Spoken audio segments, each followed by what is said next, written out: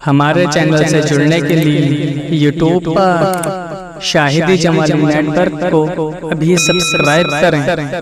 अल्हम्दुलिल्लाह वस्सलातु वस्सलामु अला सय्यिदिल अंबिया वल मुरसलीन व अला आलिहि व अस्हाबिहि अजमईन व बाद अऊज़ु बिल्लाहि मिनश शैतानिर रजीम बिस्मिल्लाहिर रहमानिर रहीम अलम नजअल लहू ऐनैन व लिसानन व शफतैन व हदैनाहुन नजदैन सदक़ल्लाहुल अज़ीम। दुरूद पाक अल्लाहुम्मा सल्लि अला सय्यिदिना मौलाना मुहम्मद व बारिक वसल्लिम सलातन व सलामन अलैका या रसूल अल्लाह सल्लल्लाहु अलैहि वसल्लम। पहले आप सब एक बात बताएं, जहां हम और आप बैठे हैं ये जगह कौन सी है? सब बोलिए कौन सी जगह है? मस्जिद। ये मस्जिद है, अदब की जगह है। अभी मुफ्ती साहिब क़िबला फरमा रहे थे ना, अदब का मकाम। इसमें इतना शोर हो रहा है, जब कोई मस्जिद के अंदर दुनिया की बात करता है, फालतू बोलता है, बेवजह बोलता है, हंसता है, तो फरिश्ते कहते हैं उसकुत या वली अल्लाह, चुप जा ए अल्लाह के दोस्त। पूरी बात सुनना पहले। क्या कहते हैं? चुप जा ए अल्लाह के दोस्त। नहीं चुपता तो कहते हैं उसकुत या बग़ीज़ुल्लाह, चुप जा ए अल्लाह के दुश्मन। क्या कहते हैं? चुप जा ए अल्लाह के दुश्मन। और फिर भी नहीं चुपता तो फरिश्ते कहते हैं उसकुत लानती इलल्लाह, चुप जा तुझ पे अल्लाह की लानत। क्या कहते हैं? चुप जा तुझ पे अल्लाह की लानत। खुदा के लिए मुफ्ती साहिब ने पैगाम दिया, आइंदा प्रोग्राम करें तो मस्जिद में ना करना। ये मस्जिद है, अल्लाह का घर है। इसमें बच्चे इधर खेल रहे हैं, उधर खेल रहे हैं, जवान क्या क्या कर रहे हैं, ये गुलछर्रे उड़ा रहे हैं। ये मस्जिद है भाई, किसी दुनियादार का घर थोड़ी, ये परवरदिगार का घर। अगर हम इसका अदब नहीं करेंगे तो कोई और थोड़ी आएगा इसका अदब करने के लिए। इसका एहतराम कीजिए, सुकून से बैठिए, इसमें सिर्फ दीन की बात हो। और मेरे आका सल्लल्लाहु अलैहि वसल्लम इरशाद फरमाते, जो शख्स इस इरादे से मस्जिद के लिए जाता है कि वो दीन सीखे और सिखाए, अल्लाह उसे मुकम्मल हज करने वाले के बराबर सवाब अता फरमाता है। ये मेरे नबी का फरमान, किसी दुनियादार का फरमान नहीं है। आका फरमाते हैं जो इस नीयत से मस्जिद में जाता है कि दीन सीखे और सिखाए, तो उसको मुकम्मल हज करने वाले के बराबर सवाब मिलता है। आज हमारा और आपका आने का मकसद क्या? दीन सीखना और, बोलिए, सीखना और सिखाना। ये वक्त हालांकि बहुत ज़्यादा हो चुका है, गालिबन 12:30 के आसपास वक्त हो चुका है। इतना ज़्यादा वक्त बहुत ज़्यादा हो चुका है। मेरे हिसाब से मेरी तकरीर 11 साढ़े 11 तक मुकम्मल हो जानी चाहिए थी। बहरहाल ये वो वक्त होता है कि कहो कुछ तो समझ में आता है कुछ। और सबसे अहम इस जलसा की कामयाबी तभी है जब हम सुबह उठकर फज्र की नमाज अदा कर लें। फज्र की नमाज अदा कर लें। सारी रात चीखते रहो, चिल्लाते रहो, गले फाड़ते रहो, सुनते रहो, फज्र में 10 बजे तक सोते रहो, ना आपका सुनना कामयाब है और ना आपका खर्च करना कामयाब है, ना आपका बैठना कामयाब है। हाँ, थोड़ा सुनो, फज्र पढ़ो, अल्लाह ने कबूल कर लिया, दुनिया भी कामयाब है, आखिरत भी कामयाब है। वाह वाह वाह, सुभान अल्लाह, बहुत अच्छा पैगाम। मस्जिद है, इसका अदब कीजिए, अदब कीजिए, अदब कीजिए। आपने सुना ना, मेरे आका फरमाते हैं इस इरादे से आओ ना, दीन सीखने सिखाने के इरादे से मुकम्मल हज करने वाले के बराबर सवाब है। और सुने, जब बात आ गई तो मस्जिद में किस लिए आते? नमाज के लिए। किस लिए? इबादत के लिए। मेरे करीम आका सल्लल्लाहु अलैहि वसल्लम इरशाद फरमाते हैं, जब कोई शख्स अच्छी तरह वुजू करता, क्या करता है? अच्छी तरह वुजू करता है, जिस तरह से तरीका बताया है वुजू का मेरे आका ने उसी तरह से वुजू करता है। और वुजू करने के बाद जब वो नमाज का इरादा करके घर से निकलता है, सरकार फरमाते हैं उसका कोई और इरादा नहीं होता, नमाज का इरादा होता है, अल्लाह की इबादत का इरादा होता है। मेरे करीम आका फरमाते हैं जब वो घर से चलता है अल्लाह उसको हर कदम के बदले 1 साल के क़याम और 1 साल के रोजों का सवाब अता फरमाता है। क्या बात है सही साहब। 1 साल अल्लाह की बारगाह में क़याम करना, खड़े रहना, और 1 साल मुसलसल रोजे रखना, अल्लाह रब्बुल आलमीन हर कदम के बदले इतना सवाब अता फरमाता। अब अगर आप 100 कदम मस्जिद में चलकर आएंगे तो 100 कदम पर कितना सवाब है, अगर आप 200 कदम चल के आएंगे तो 200 कदम पर कितना सवाब है। और मेरे नबी पाक सल्लल्लाहु अलैहि वसल्लम फरमाते हैं इतना ही नहीं, जब बंदा घर से नमाज का इरादा करके मस्जिद के लिए निकलता है, मस्जिद की तरफ बढ़ता है, अल्लाह अल्लाह, जब उसके कदम मस्जिद की तरफ उठते हैं, मेरे करीम आका फरमाते हैं ये किसी दुनियादार का फरमान नहीं है, मदीने के ताजदार का फरमान है। मेरे नबी फरमाते हैं जब बंदे मोमिन घर से इरादा नमाज करके मस्जिद के लिए निकलता है, दाहिना कदम उठाता है, अल्लाह उसकी बरकत से नेकियों में इजाफा करता है, और बायां कदम उठाता है, अल्लाह ताला उस बाएं कदम उठने की वजह से उसके गुनाहों को माफ करता है, गुनाह मिटा देता है।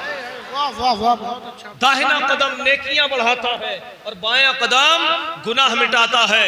और सुने मेरे आका सल्लल्लाहु अलैहि वसल्लम फरमाते हैं, और खुद मेरे रब का फरमान है, जो एक भलाई करता है, एक नेकी करता है, अल्लाह उस जैसी 10 अता फरमा देता है।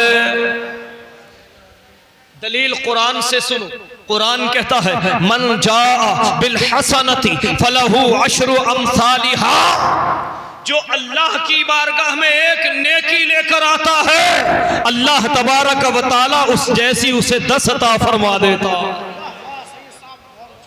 क्या ये पूछो, ये हुफाज़ कुर्रा बैठे, मन जाअ बिल हसनति फलहु अशरु अमसालिहा, जो एक नेकी करता है अल्लाह तबारक व तआला उसे उस जैसी 10 अता फरमा देता।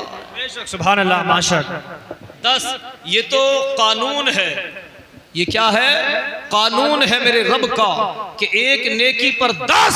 और मेरे रब के फजल की बात सुनो, मेरे रब के करम की बात सुनो, मेरे रब के एहसान की बात सुनो, मेरे रब के फजल की बात सुनो, मेरे रब के रहम की बात सुनो। कानून तो यह है एक लाने वाले को 10 अता की जाती है, और फजल यह है कि अल्लाह तबारक व तआला अपने फजल से उन 10 को लाखों में तब्दील फरमा देगा। सुभान अल्लाह, माशाअल्लाह। नारे तकबीर, नारे रिसालत, मसलके आला हज़रत सरकार की आमद, सैयद दानिश मियां साहिब किबला, नारे तकबीर। कितना? मन जाअ बिल हसनति फलहु अशरु अमसालिहा, जब एक लाओगे अल्लाह 10 के बराबर सवाब अता फरमाएगा। लेकिन इसी आयत के अगले जुज़ में फरमाता है वमन जाअ बिस्सय्यिअति फला युज्ज़ा इल्ला मिस्लहा वहुम ला युज़लमून।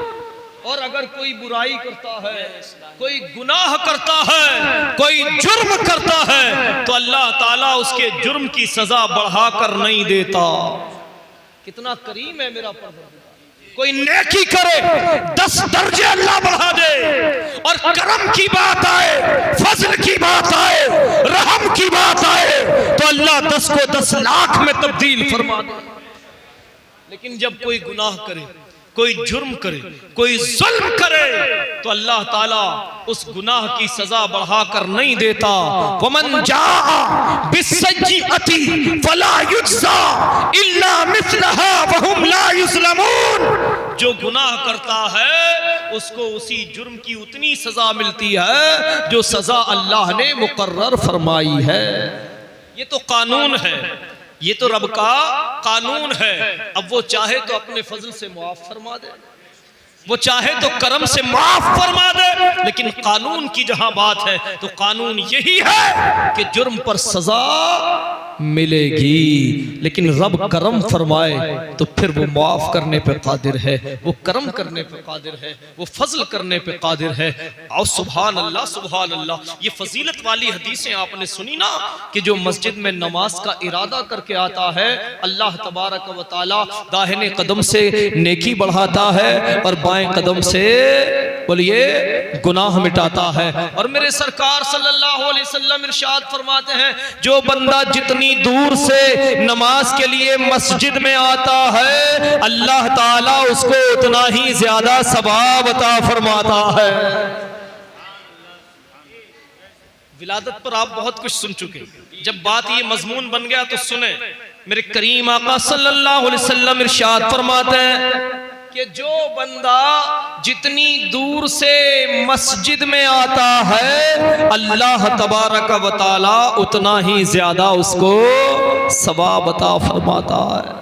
इसलिए रास्ते को तवील करके आया करें, रास्ते को लंबा करके आया करें, ताकि हर हर कदम पर नेकी मिले, हर कदम से गुनाह मिटे। अल्लाह अल्लाह, जितने लंबे रास्ते से आएंगे ना उतना ज्यादा सवाब है, उतना ज्यादा सवाब है। और मेरे करीम आका सल्लल्लाहु ताला अलैहि वसल्लम का फरमान हक है।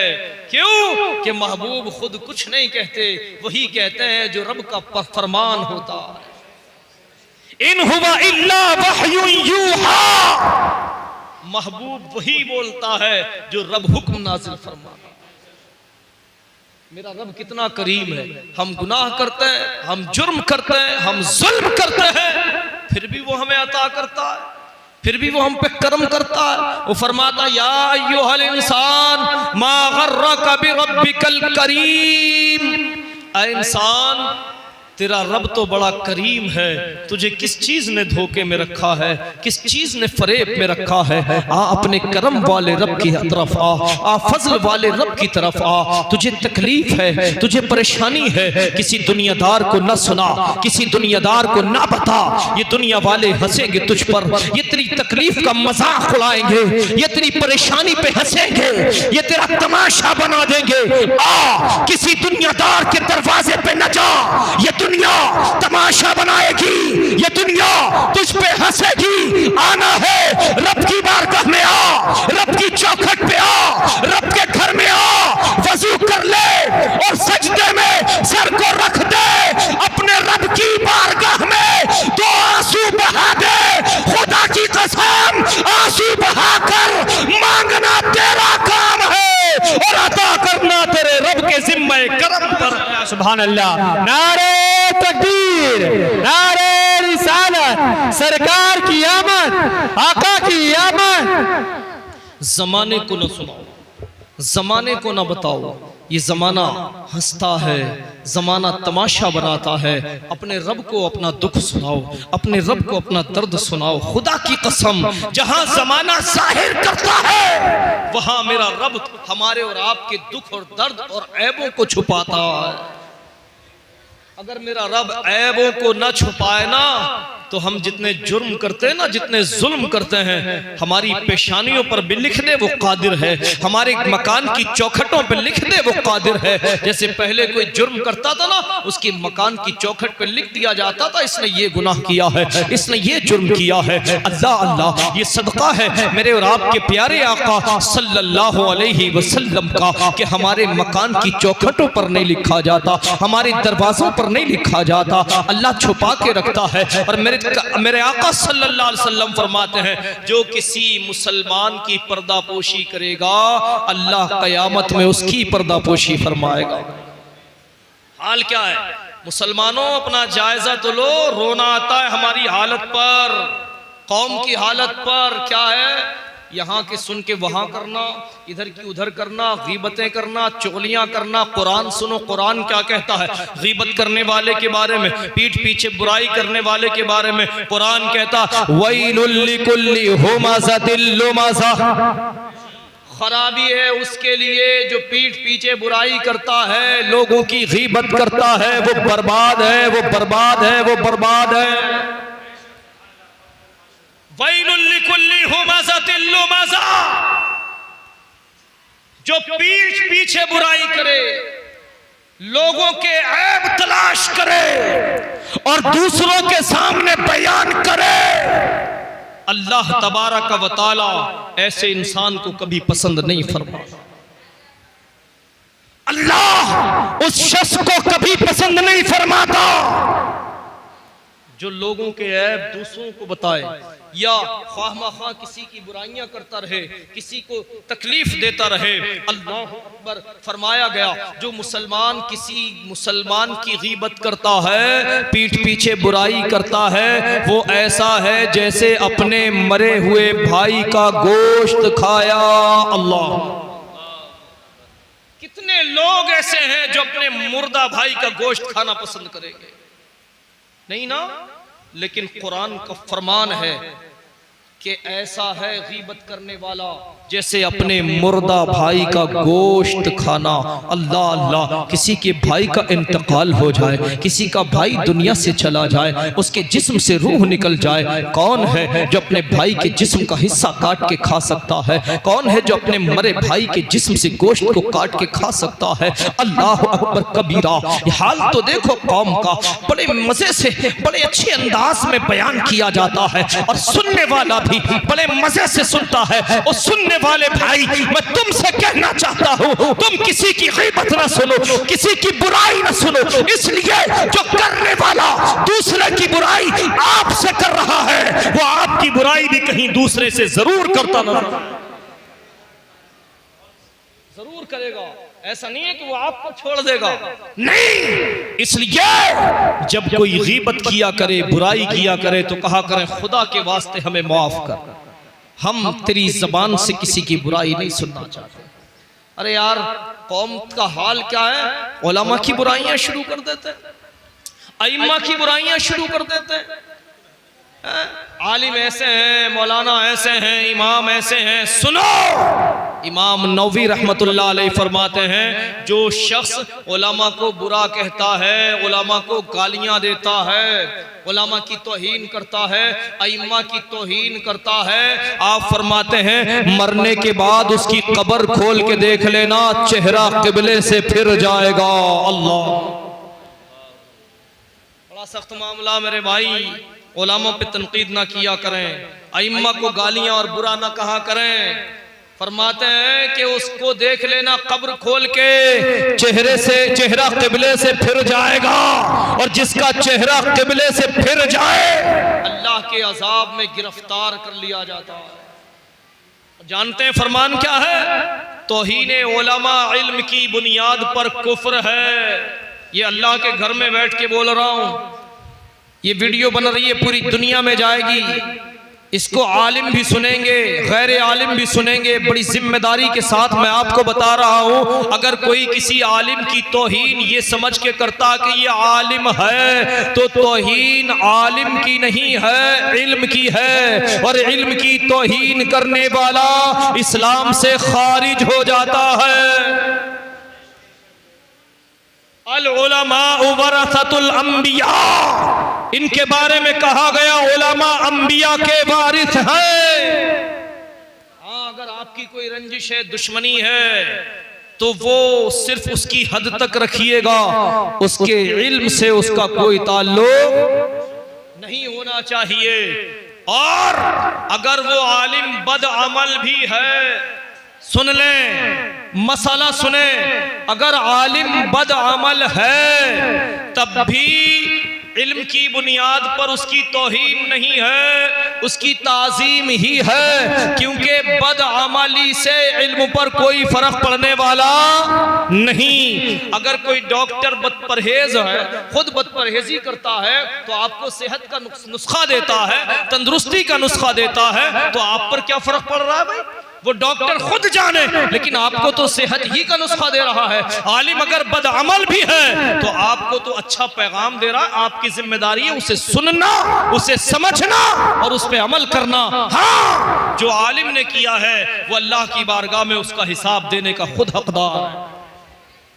और मेरे और आपके प्यारे आका सल्लल्लाहु अलैहि वसल्लम फरमाते हैं, जब इंसान दोनों जहान के पालने वाले के सामने हिसाब के लिए खड़ा होगा ना, तो फरमाते हैं पसीने में डूबता होगा, कोई पिंड नहीं होता, कोई ऊपर घुटनों तक, कोई ऊपर नाफ तक, और फरमाते कोई गर्दन तक। और इतना ही नहीं, मेरे आका फरमाते हैं कोई अपने ही पसीने में खोतसन होगा, डुबकियां लगा रहा होगा। ये हालत होगी कल क़यामत में, नफसी नफसी नफसी नफसी नफसी नफसी, कोई किसी को नहीं देखेगा। इसलिए खुदा के वास्ते गीबतों से बचिए, चुगलियों से बचिए, इल्जाम दूसरों पर मत लगाइए, बेवजह तोहमतें मत लगाइए। हाँ, किसी को ऐब उसका जाहिर न करे, अगर करना ही है अपने मोमिन भाई की तारीफ कीजिएगा। अल्लाह तबारक व तआला तुम्हारे ऐबों पे पर्दा डाल के तुम्हें इज्जतदार बना देगा। ये बड़ी बुराई है, बड़ी खराबी है। मस्जिद का अदब करिएगा, उलमा का अदब कीजिएगा, अइम्मा का अदब कीजिएगा, नमाज की पाबंदी कीजिएगा। इसलिए कि जो जानबूझकर नमाज को तर्क करता है ना, याद रखें जहन्नम के अजाब में गिरफ्तार कर लिया जाएगा। क्या कर लिया जाएगा? गिरफ्तार। और मेरे रब ने बड़े करम फरमाए हैं हम पर, बड़े एहसान है मेरे रब के हम पर। सबसे बड़ा एहसान तो यही है, जिस आमना के लाल की हम और आप मिलाद मना रहे हैं ना, ये अल्लाह का बड़ा एहसान है। अल्लाह ने इस हबीब को हमें अता फरमाकर हम पे एहसान किया है, हम पे करम किया है, हम पे फजल किया है, हम पे रहम किया है। खुदा की कसम, अगर ये महबूब न होते, न मैं होता, न आप होते, न जमीन होती, न आसमान होता, न चांद होता, न सूरज होता, न सितारे होते, कुछ नहीं होता। महबूब की सदक़े में अल्लाह तबारक व तआला ने कायनात को वजूद बख्शा। नारे तकबीर, अरे भाई हाथ उठाकर बोलो नारे तकबीर, नारे रिसालत, मसलके आला हजरत, जश्न ईद मिलादुन नबी, सरकार की आमद। बस थोड़ी देर आप नारे बंद कर दें, बात मुकम्मल होने दें। क्या मेरे नबी का फरमान सुनो। आज नौजवानों बदनिगाही का शिकार हो रहे हो, जवान नौजवान बदनिगाही का शिकार हैं। अल्लाह अकबर। देखो, किसी की बहन बेटी को शहवत की नजर से देखने वाला जानी है, निगाह का जिना कर रहा है, आंखों का जिना कर रहा है। अल्लाह अकबर। और जानी के बारे में मेरे आका सल्लल्लाहु अलैहि वसल्लम फरमाते हैं, मेरी तरफ तवज्जो करें, देखें इधर क्या फरमाते हैं। मेरे करीम आका फरमाते हैं, तुम्हारे सर में, सर है सबके पास, है कि नहीं है? आका सल्लल्लाहु अलैहि वसल्लम फरमाते हैं, तुम्हारे सर में कोई कील ठोक दिया जाना इस बात से बेहतर है कि तुम किसी ऐसी अजनबी औरत को छुओ जिसका छूना तुम्हारे लिए हलाल नहीं, हराम है। क्या फरमाया आका ने? किसी ऐसी औरत को तुम छुओ जिसका छूना तुम्हारे लिए हराम है, ये उससे कील ठोक देना तुम्हारे सर में, ये इस बात से बेहतर है, इस बात से बेहतर है। ऐ नौजवानों, बदनिगाही का शिकार क्यों हो रहे हो?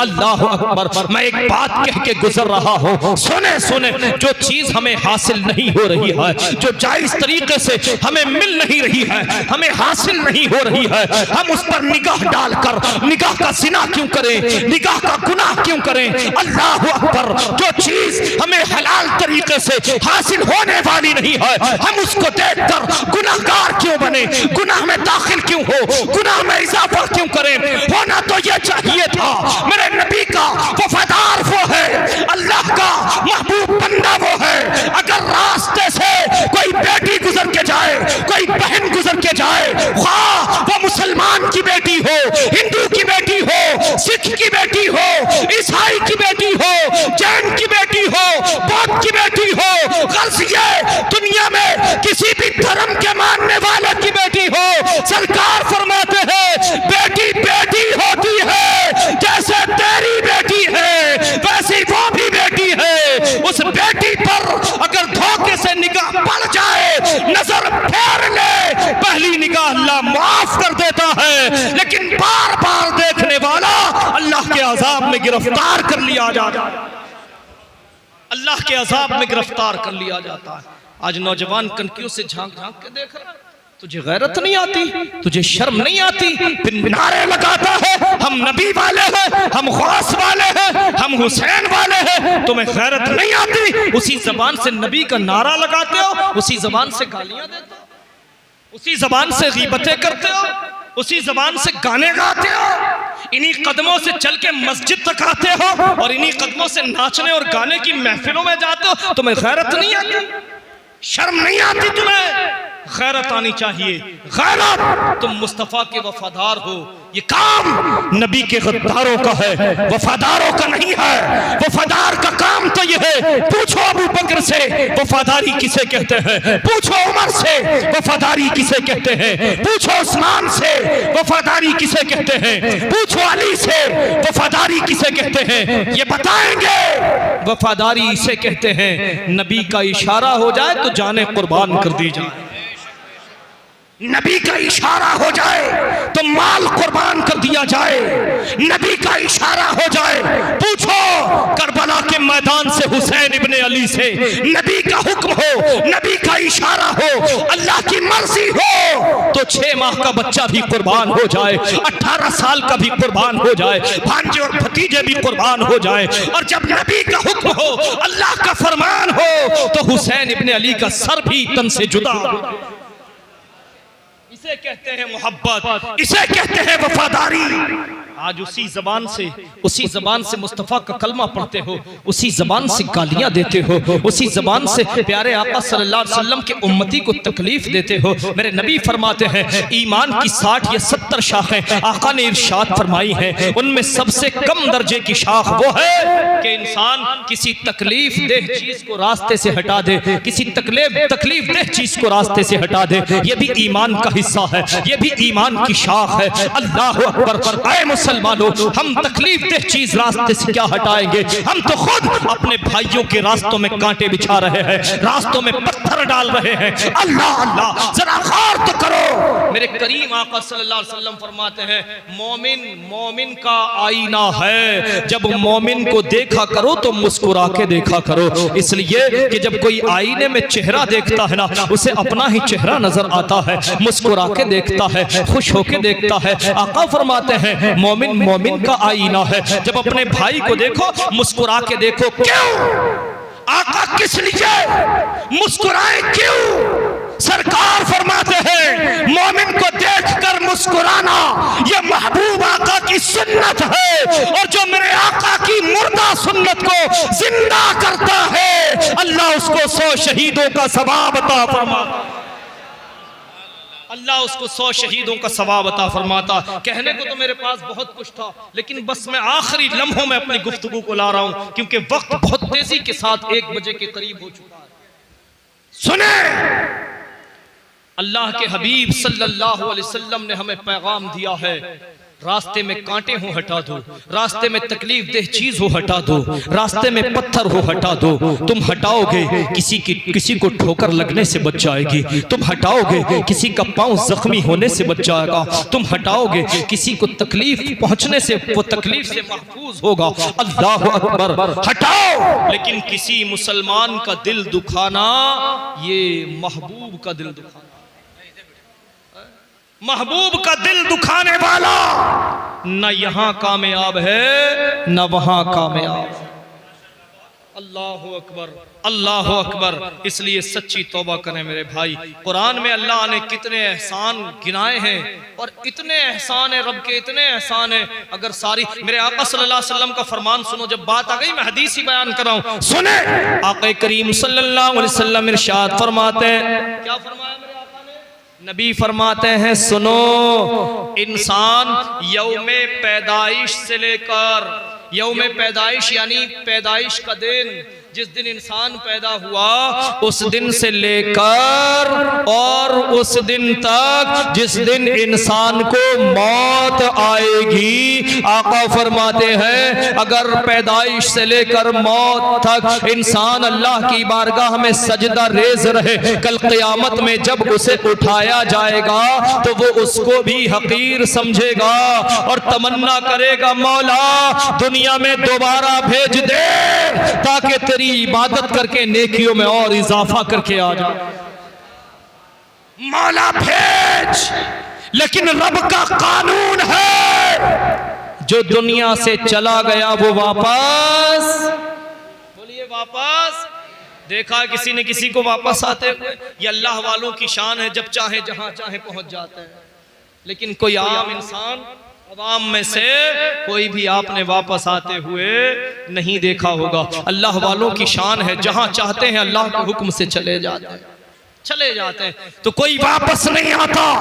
आका फरमाते हैं जिस दिन इंसान पैदा हुआ और जिस दिन वो मरेगा, अगर उस दिन तक अल्लाह की बारगाह में सजदे में रहे, अल्लाह की इबादत करता रहे, अल्लाह की बंदगी करता रहे, और जब क़यामत का मैदान लगेगा, क़यामत के मैदान में लोग जमा होंगे, कुरान कहता है फकैफा इज़ा जमाअनाहुम लियौमिन ला रैब फीह, यकीनन तुम्हारा रब तुम्हें जमा फरमाएगा उस दिन जिसमें कोई शक नहीं है, और जिसे शक हो इस बात पर कि मरने के बाद दोबारा उठना है, वो कुरान की नाफरमानी कर रहा है, कुरान के हुक्म को नहीं मान रहा है। कुरान का फैसला यह है तुम्हें उठाया जाएगा, तुम्हें उठाया जाएगा, तुम्हें जमा किया जाएगा। फकैफ़ इज़ा जमाअनाहुम लियौमिन ला रैब फीह, तुम्हें उस दिन उठाया जाएगा जिसमें कोई शक नहीं है, तुम सब रब की बारगाह में पेश किए जाओगे। जब किसी का इंतकाल होता तो पढ़ते हो ना, इन्ना लिल्लाहि व इन्ना इलैहि राजिऊन। हम उसी के हैं और उसी की तरफ पलट रहे हैं। जमा होना है रब की बारगाह में, जाना है ना अल्लाह की बारगाह में, हिसाब देना है। एक एक जर्रे का हिसाब अल्लाह की बारगाह में देना होगा। ओ लोगों, एक एक जर्रे का, खाए हुए एक एक लुक़मे का हिसाब, अंदर बाहर की हुई एक एक सांस का हिसाब अल्लाह की बारगाह में देना है। अल्लाह अकबर। दुनिया में हराम खाया है, हलाल खाया है, जायज़ खाया है, नाजायज़ खाया है, किस तरह से खाया है, किसी का हक मारा है, किसी के गले दबाए हैं, किसी की ज़मीनें हड़प की हैं। सुने मेरे आका सल्लल्लाहु अलैहि वसल्लम का फरमान ये है, जिसने किसी की ज़मीन का छोटा सा हिस्सा ज़मीन में जबरन कब्जा करके दुनिया में ले लिया, कल क़यामत में 7 ज़मीनों का तौक़ उसके गले में डाला जाएगा।